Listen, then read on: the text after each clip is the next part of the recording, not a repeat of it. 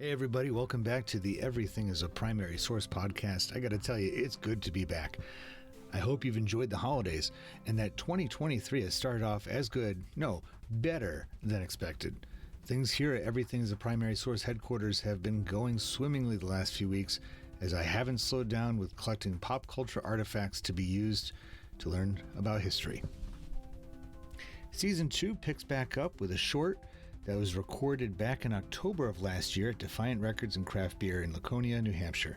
What a perfect spot for a night of podcast karaoke. Not only did I bring a slew of pop culture selections for taproom guests to choose from, but directly in front of me were stacks upon stacks of vinyl to browse and buy. My first on-the-spot guest that night was Bob, and he gravitated towards the copy of Bob Dylan's Highway 61 Revisited that I brought. So Bob on Bob, a take on Dylan's 1966 follow-up album Blonde on Blonde, is an alternate title to this episode.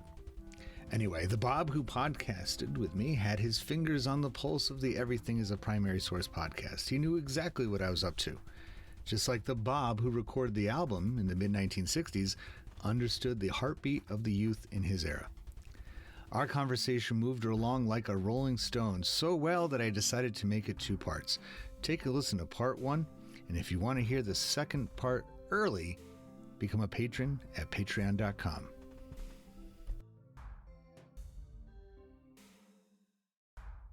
All right. Hey, Bob, are you ready to go? And yeah, you go ahead and take that seat, and you know how that microphone works because you have one at home, and the closer the better. So you have selected a Bob Dylan record. Yes. And what exactly was it about Highway 61 Revisited that caught your eye tonight? Well, first off, I'm a huge Dylan fan, so it's a kind of a no-brainer a little bit. It's my favorite personal Dylan album, but also one of the most popular ones he's ever put out, and in the context of history, a very important album in rock and roll history. Yeah, it's early, early Dylan. People always, think about the different ages and stages of Bob Dylan. And, absolutely. Yet the title, so it's, I guess, early rock and roll, early folk. The title is very deep. It does. It's not clear exactly what it is. It's not like "Let's go surfing" or something like that. It's very. And that was what rock and roll was up until that point. Right. In the early '60s, the Beach Boys and the Beatles were just kind of starting out, so they were the teeny bopper band, and so rock didn't have any of that gravitas or whatever that you would later see probably in excess with the '70s prog rock, but right. And even the album cover. It looks like he's backstage and just somebody snapped a candid photo of him, that he's not posing for anything. He doesn't have to go back to the Beach Boys comparison, he doesn't have a surfboard under his arm and standing and nothing. I love the Beach Boys, and they went on to do some pretty incredible out there things, but so the question that I decided that we should talk about is, what was the maker's role or status in society? And you were just saying that Bob Dylan, which, if I'm not mistaken, I think Bob Dylan has a direct connection to the day that the music died with Buddy Holly, and I think he was there that night, the last concert of that winter tour. That I didn't know, but yes. Before he changed his name to Bob Dylan, I think he was in attendance to that. And, yes.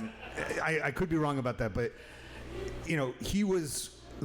In other words, on the front lines of early rock and roll. Yeah, definitely.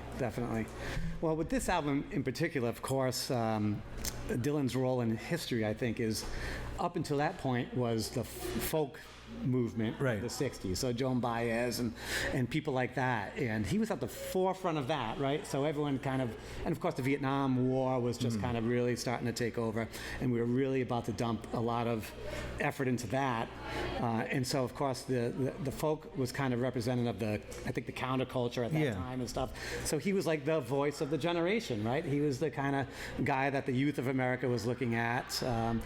when they wanted something deeper than "I Want to Hold Your Hand" or that kind of stuff, which was permeating popular radio or music at the time. So he was really almost like a bridge artist between, because I think a lot of times people, and we're here in like a hall of rock and roll at Defiant Records. It's like, you know, we picture rock and roll always being renegade music and being the, you know, kind of pushing the boundaries and being the rebel music and all that.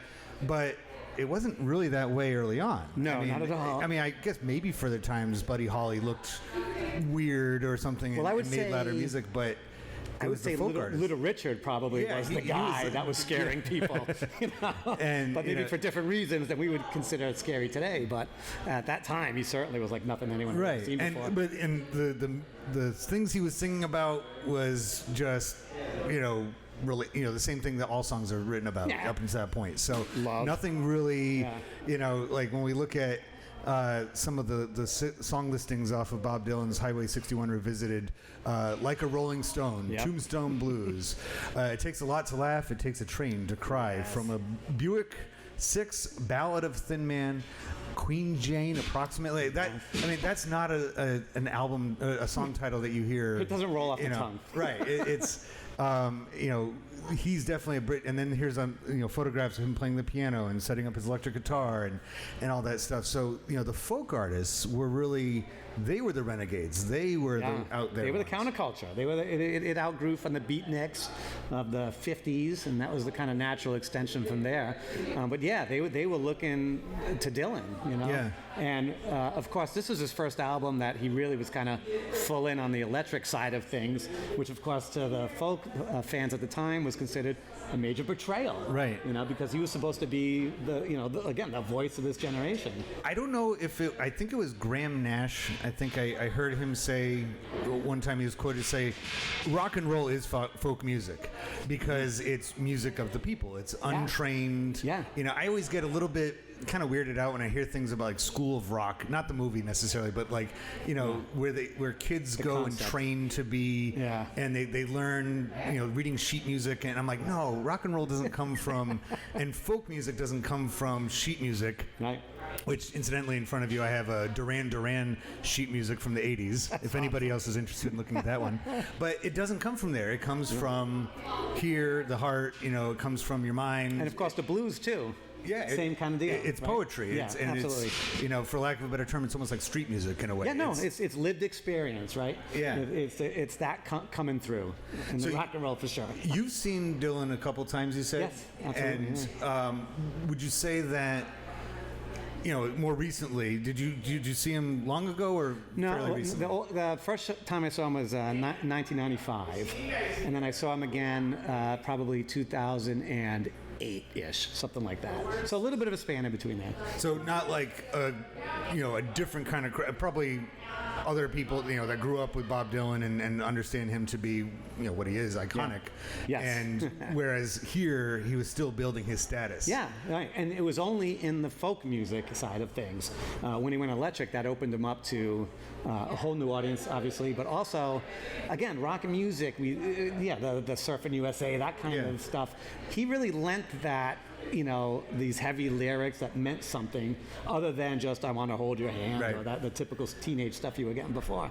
So he kind of bridges that and gives legitimacy, I think, to rock at that time. And it says something about the maturing of the audience too, because they were growing up with this. Exactly. Right? Yeah. They were. It wasn't like rock and roll music was just for people ages 12 to 14. You know, it was originally, and then they grew up with it, and so rock and roll matured with it. You know, you were saying that one of the times you saw Bob Dylan was with Willie Nelson. Yes. And he's one of the Highwaymen, right? Yes. One of the and so I always, you know, years ago, and I have to say this, it was before Walk the Line came out. Yes. Because that created a whole new generation of Johnny Cash fans. But, yes, absolutely. absolutely. It was like a few years before that, a friend of mine turned me on to Johnny Cash. And it didn't take long before I realized and found out just how much Johnny Cash and Bob Dylan worked together. Yeah. That they collaborated a lot. They borrowed each other's songs a lot. Absolutely, yeah, definitely. Cash really saw him as the voice of the youth. Yep. I don't know the age differential between the two, but I think it was at least a couple years. Cash easy, was older. Yeah. And that seemed to be helping along the status, because by that time Johnny Cash had established himself. Yeah. And had, he was on the opening crest of rock and roll artists that then went more the country direction. Yeah. And would you say that would add legitimacy to Dylan?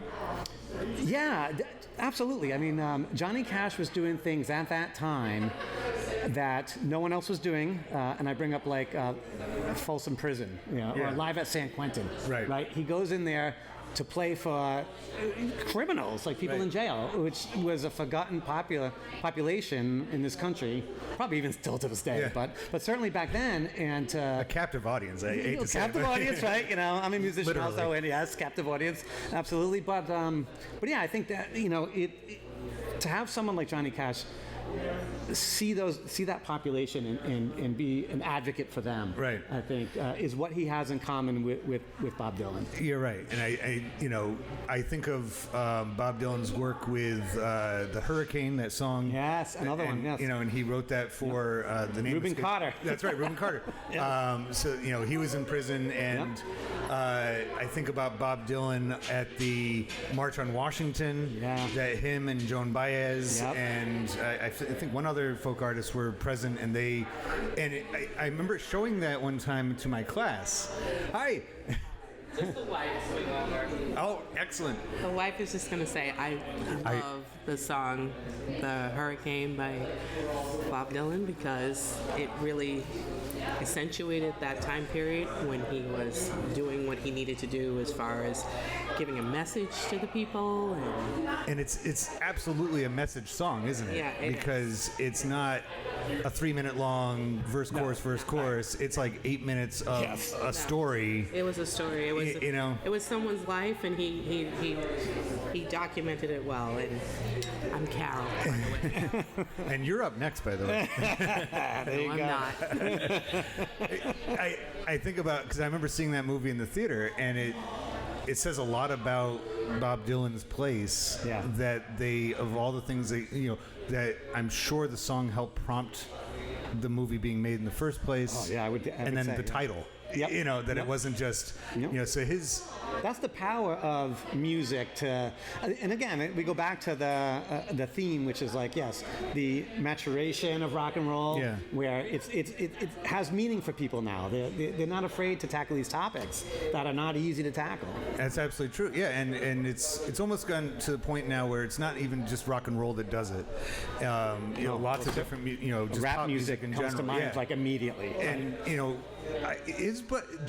I'm assuming he is, but is Bob Dylan in the Rock and Roll Hall of Fame? Yeah. He was probably early class. He may have been one of the first ones. Yeah, like even before they had the museum set up. It was just like, absolutely. And the hard thing to do about the Rock and Roll Hall of Fame, unlike like a basketball Hall of Fame or any of the sports Hall of Fames, where it's like, did you make this many wins? Did you did how many points? It's very subjective. It is very subjective, and yet I think it probably has a lot to do with how much of a difference he made in the music. And the same thing goes, I think, like Run DMC is in the Rock and Roll Hall of Fame. Yeah. And when they got inducted, people were like, but they're a rap group. And it's like, no, it's not the actual sound of the music, which they did use a lot of rock sounds in their music, but it's not the sound, it's the attitude, it's what you did. Yep. And so, I mean, over time, it's going to essentially be the Pop Music Hall of Fame.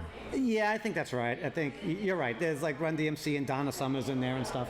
And those aren't names that leap to your mind when you say rock and roll. Right. But they also had, especially Run DMC, that kind of, again, counterculture kind of thing. Yeah. And they had something to say. And they're all early rap music, too. Yeah. And that's what's funny is that, like, I remember,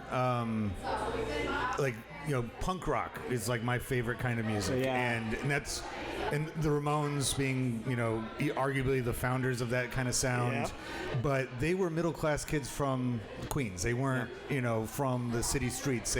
Whereas arguably the London scene was much more the gritty. Yeah, and so I think it was Johnny Rotten once said that he's like, punk in America isn't necessarily that CBGB crowd. It's the hip hop from it's street music. It's street urban music. It's not meant to be and it might not sound exactly the same.